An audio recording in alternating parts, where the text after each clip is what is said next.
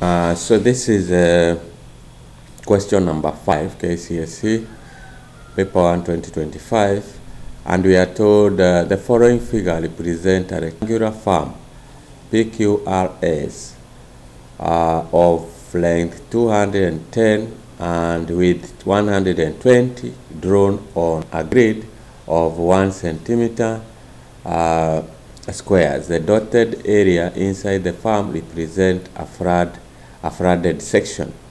Estimate the area of the farm that is not flooded. So the area of the farm. So this is, we learned how to get the area of irregular shape. Irregular shape means we do not have a formula to calculate the area. Like you can see here, there is no formula we can get to calculate the area. So to get the area that is not flooded, we need to get the area of the area flooded minus the area of the farm. And therefore, what we use is that we use squares. You can see the grid that is placed on on this area. And how do we get the area? We count the number of full squares. We add to have the number of incomplete squares, and when we add, we are able to get the area or the area which is irregular.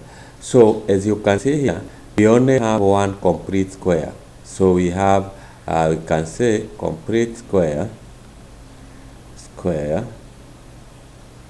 is equals to 1. Then we count the incomplete squares, and then we say, we start here. We have 1, 2, 3, 4, 5, 6, 7, 8, 9, 10, 11, 12. So they are 12. Incomplete is equals to 12. So from there, so area, we say it is equals to 1 complete square plus the incomplete square divided by 2, and that is that will give us this will give us 6 plus 1, that gives us 7 square units. When you get the 7 square units, we can find the area of the whole farm. So how many? So area of the whole farm is equal to area of the farm.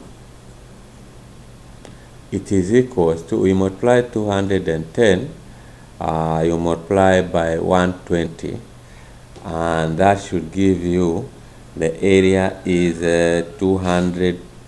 25,200 square meters. 25,200. We get this is meter squared using your calculator.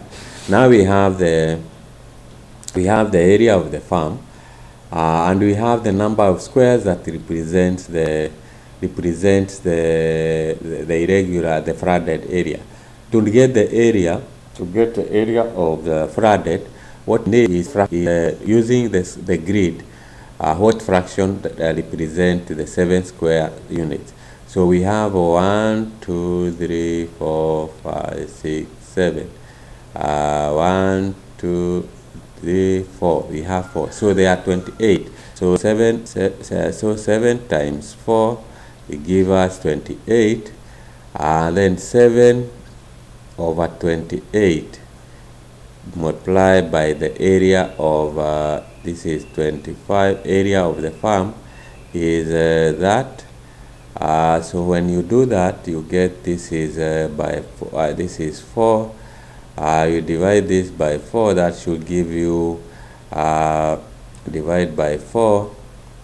You should get 6.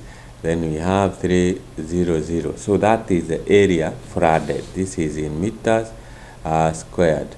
So for us to get the area of the farm that is not flooded, it means that we get the area of the whole farm, which is 2,500.